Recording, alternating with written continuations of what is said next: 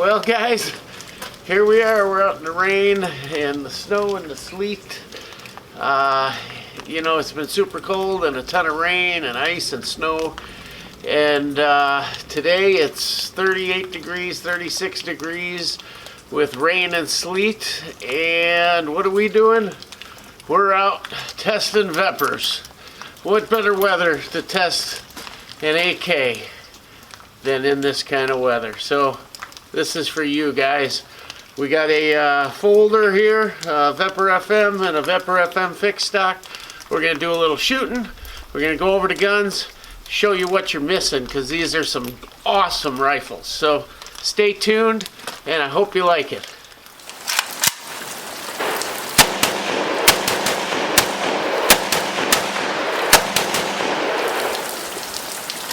Well guys, we're going to test out this folder first. We've got a TDI billet aluminum handguard on here. We've got a cheesegrater top cover. We've got an ALG ultimate trigger, standard grip, and Manticore Nightbrake on here. We're shooting some Golden Tiger. Got a little steel target out there, and we'll see what we can do here. Got some surplus Romanian mags, and let's see what we can do with her.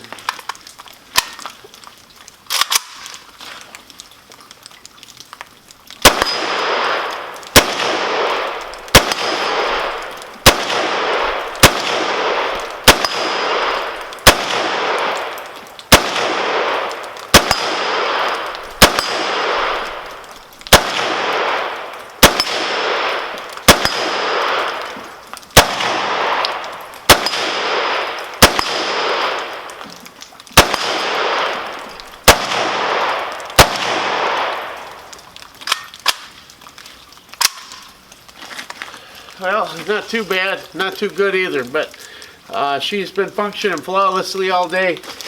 We've been up to our knees in water and slush falling through.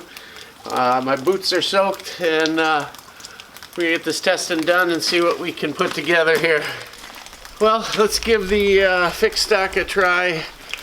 Same basic gun, just fixed stock. We got a mag pull grip, and still running the muzzle nut on this one instead of the brake, but everything else is set up the same. The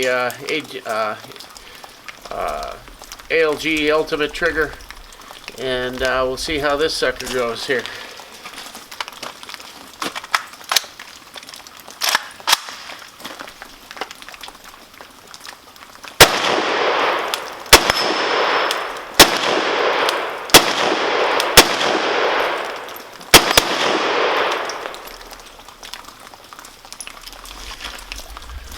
We got a failure to feed. Went into the chamber partially, but dropped off the bolt, it looks like. Probably a mag problem.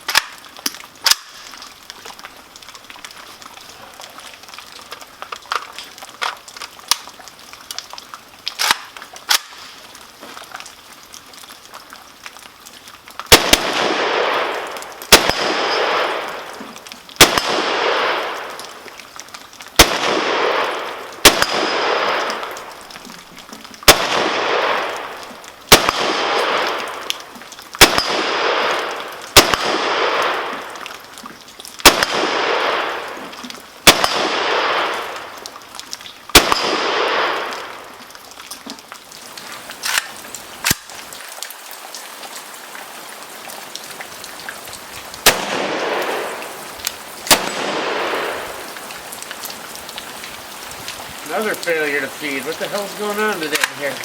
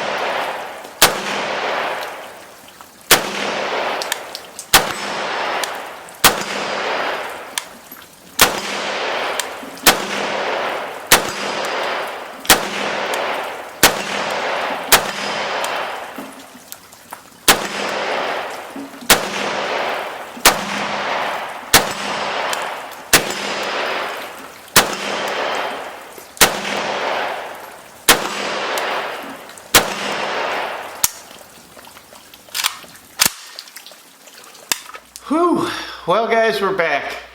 That was a heck of an adventure. Turned out, you know, we thought it was just going to be a nice little day of testing and shooting and getting a video out to you, and it turned into just a monsoon out there. We've had some really cold weather, a ton of snow, a ton of ice, and today was warmer. It was 35, 36 degrees or so. And then the rain and sleet kicked in, and it was on top of all that snow. Just going out to check targets, you were, you know, breaking through the snow and the crust, and I was up to the top of my boots in water. Feet stayed pretty dry because the boots were good, but man, it was a mess out there.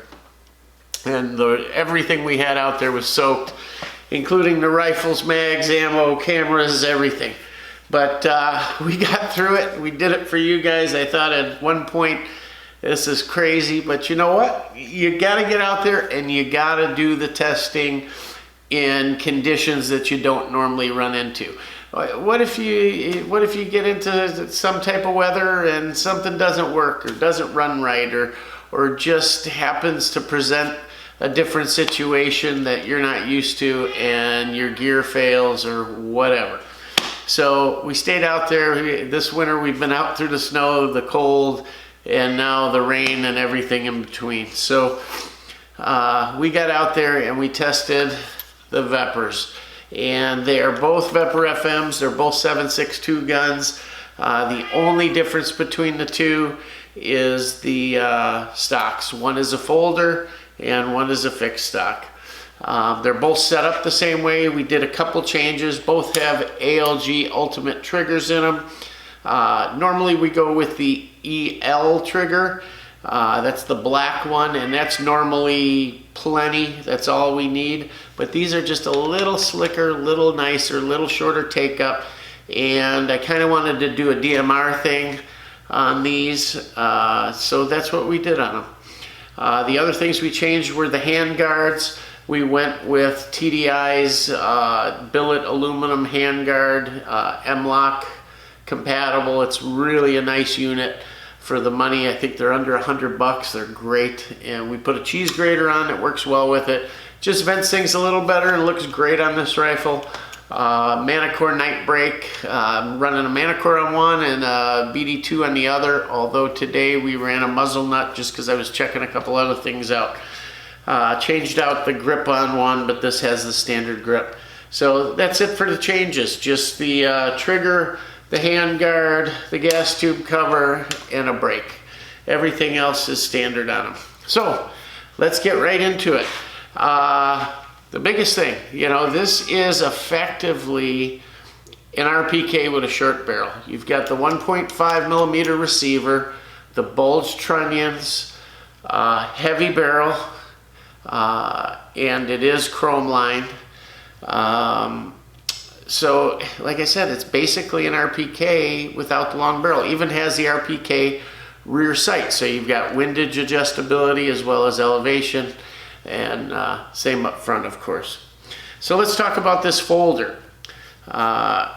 Real simple. There's a little the catch here. You just push it and it folds. Although you got to have this, let me show you. The cheek piece you got to have folded to the right so it'll fold. But it locks in nice and tight. You can fire the weapon with it folded. Then inside the trunnion in the back here, there's another little button that opens it up. And it's simple as that.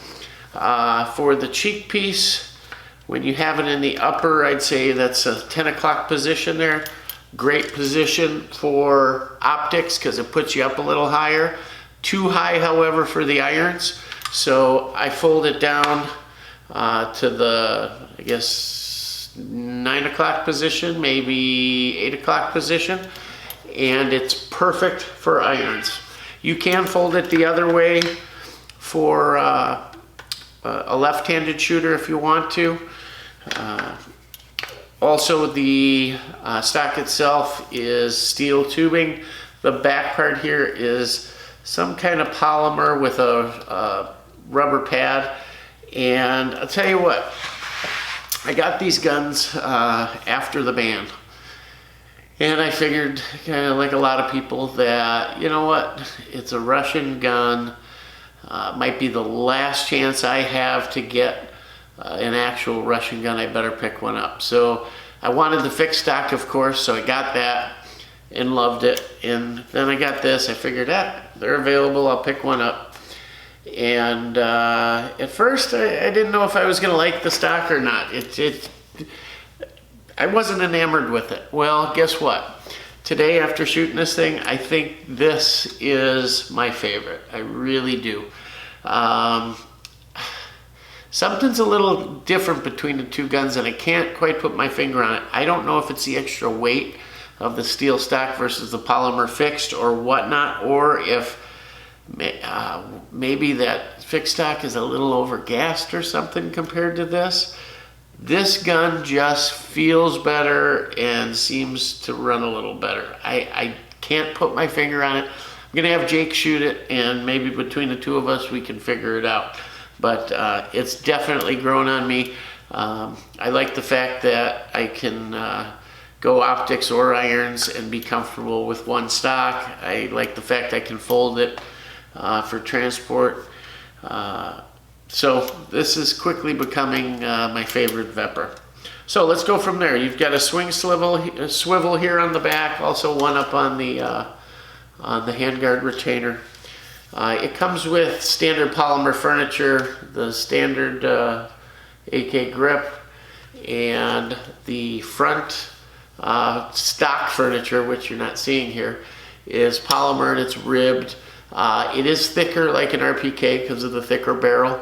Nice furniture all in all. Is a little thick though, and that's where this TDI handguard comes in. It narrows things up a bit. It's very comfortable. It gives me options to mount whatever I want. I can put rails on the bottom, top, sides. I could put maybe a bipod. I could put a light on it. And with these, I can run the wires in there and I can put a switch and whatnot. They're pretty slick for under $100. We talked about the ALG trigger. Love it. Like I say in all my videos, and I'm gonna do an install video on this. On the Veprs, both of them, it was pretty much a drop-in proposition. They went right in, no problem. And I'll do a video for you guys showing how easy they are, even when you do have to do a little work. Standard side rail, so you can mount some optics. Bulge trunnion, of course, because of the wider receiver, wider trunnions, and you have the 1.5 receiver. We talked about the RPK sight, windage and elevation adjustable, standard gas tube, the thicker barrel. Your barrel components, your gas block and your front sight, instead of being pinned, they are dimpled. So if you needed to remove something, replace something, or straighten the sight or something along those lines, it's not just a matter of tapping out a couple pins and making the changes. It's dimples are a little more involved. From what I understand, and I'm no gunsmith, you have to drill them out, I think, is one option. There may be a couple others, but again, I'm no gunsmith, so I'll stay away from that.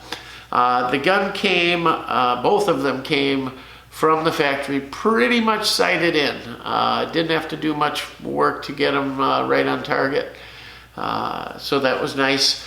They come with muzzle nuts standard from the factory, and nothing wrong with them. Actually, the recoil is very manageable, but putting these brakes on it just works a little better. This Manticore Nightbrake acts a little bit as a flash hider too. It's kind of a combo deal, a brake and a flash hider, and it does both fairly well, and I like it. It's a nice brake. As far as the insides of this thing, we took a 1,000 round case out there, and I got 200 rounds left. We put 800 rounds through. Everything got soaked, guys. We got all our range mags out here, and when I got these back in the house, we soaked them down in WD-40 just to make sure things wouldn't rust. No, I don't lubricate my guns with WD-40. Just soaked them down. WD stands for water displacement. That's what we did. Soaked them down just so I didn't have to run and clean them right away and not worry about them. I wanted to have some dinner and warm up. I was cold. So we doused everything down, including the mags. Speaking of mags, we ran, I got a box of mishmash mags for the range. Everything from Romanians to Yugo bolt hold opens to Tapcos. Yes, we use Tapcos at the range. For $5, guys, hard to beat. And they always run, and I've never had a failure with a Tapco. Would I stake my life on it? Probably not, but for the range, they're great. Yugo bolt open, mag pulls, circle 10s, 40 round Chinese, and on and on and on. It ran everything. The only problem we had today, we had 2 failure to feed out of a Yugo bolt hold open mag. So I gotta assume it was the mag, and it was a brand new old stock Yugo bolt hold open mag that I had never used before. It was brand new, not a scratch on it, never been inserted. So maybe something hung up on it, but not a big deal. All the mags fit tight, very little to no wobble, so that's a nice thing. Let's look inside these things. I did have them open just to spray some stuff down in them, but like I said, heavier top cover, no ribs, so it's a little heavier, similar to a Yugo M70 or something along those lines. Standard recoil spring, nothing big to talk about there. Bolt carrier. The only thing really different here on this Russian carrier is the stem is a little bit thinner, and the piston doesn't have the 2 grooves you see quite a bit. Don't know why they do it different, but that's why. I don't know if this is kind of based off like maybe a 74, I don't know. Because the bolt also is a thin stem bolt. This gun just got under 1,000 rounds, but pretty close to that probably. And no wear. The bolt comes gray, like a light gray park or something finish.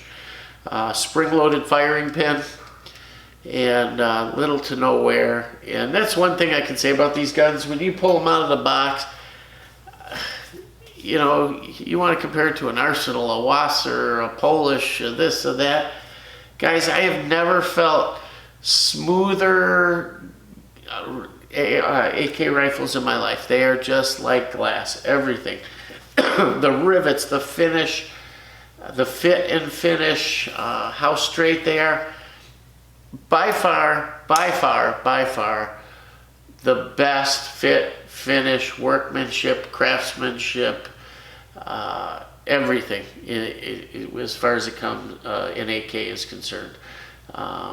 I would really beg to differ if somebody thought differently, because they are that nice. Both of them, the fixed stock and the folder, I just marveled at them when I first picked them up. Very impressive. They do a nice job at Molot, I gotta say that. Everything is serial numbered as well, which is super nice. We don't have the stock trigger in there, but they come with that FIME trigger. It's a 2-stage. It's a nice trigger, nothing wrong with it. It works well, it's smooth, a little polish, and you'd have a really nice trigger. There is absolutely no wear, not even finish wear on the inside of this gun on the trunnions. Everything in back is fine. The tail on the carrier, just a little bit of finish wear, but nothing. It hasn't moved one iota. The only wear is where it runs over the hammer there a little bit. Inside of the gun is wonderful. No divots there. They do have the stabilization plates in there for the mags. So, if you're one of those guys that doesn't care for the straight receivers, well, the mags are still tight, so who cares? Like I said, it's basically an RPK, guys, without the longer barrel. That being said, you are missing the cleaning rod, which bugs me a little bit. The standard furniture as well as the retainer have a hole in them already drilled for the cleaning rod, but there's no provision to hold it, to keep it. There's nothing built into the front sight block or anything. I've been waiting for somebody to come out with something that could mount to it, because this could be tapped. There's a hole here that could be tapped for a ring, and maybe you could even use one of those retainers off, I think what was it, an M72 or a Yugo or something you could put under the brake to hold it maybe. I don't know, just a thought. Because I like the look of, like we all do, it's almost part of the look of an AKM to have the cleaning rod there. Very few of us actually use it, but it's part of the look, so I'd like to have one. It'd be cool. Oh well, you know, it comes with one. They give you one in the box with it. That's another thing. What comes with it? Oh, an oil bottle, the cleaning rod, and a 10-round mag. That's about it. Nothing else in the box. A couple manuals, this and that. They're still available, guys. I think Kavar has them. They're on Gun Broker, new in the box. And there's used ones out there. Before these things dry up, if you want one, if you've been putting it off, I'm telling you, get one. They're that nice. And maybe it won't be your favorite like it is mine, but they're all my favorite. But you'll definitely enjoy it, and it'll definitely be a good add to your collection. They're gonna go away, guys, and I don't think in my lifetime we'll see Russian guns again. I don't think the sanctions will be lifted. I don't think you'll see anything new coming out of Russia as far as AKs go. So get them while you can. You'll be happy you did. Whoever thought Segas were gonna go away back in the day when they were $295, $395, you know, cheap stuff. And now look at what they're doing price-wise. And these have done the same thing. You know, they're probably running $1,500, $1,600. But in my opinion, when you've got $700, $800 Wassers and $1,000 to $1,500 arsenals, this makes an arsenal look like a piece of junk. I'm not kidding you. Not kidding in the slightest. Maybe a Sam 7 comes close to it, but as far as finish and all of that, but well, probably not finish. But I don't think there's a finer rifle out there for that kind of money. I think they're worth every penny of what they're getting for them right now. And guess what? They're only gonna go higher. So grab them while you can. The fixed one, fixed stock version. So I'm boring, guys. Set up the same way. Same ALG trigger, same handguard, same cheesegrater, different muzzle brake. I got a nut on there right now. Other than that, polymer stock. Oh, and I put a mag pull grip on this. God, it is so much more comfortable. I got to change that other one out. I told you this thing's, I fell in love with that. This thing's a little different. I don't know if it's overgassed or what's going on. I don't know. Just a little different. Not bad, just a little different. And I can't put my finger on it. So I'm going to shoot the hell out of these some more, and we're going to figure that out. God, I like these rifles. If you can get one, get your hands on one and take it out and shoot the heck out of it and enjoy it. They're not going to be around. So we went out there, was going to have a little fun shooting, and ended up like a drowned rat. But guess what? It was fun. You guys got to see it and maybe laugh at me out there in the rain. I don't know. But we did it for the channel and for you guys, so you got something to watch. Please like and subscribe, and we'll get some more videos going here for you soon. Hopefully the weather breaks, and we'll see you soon. Thanks again, guys. Have a great day.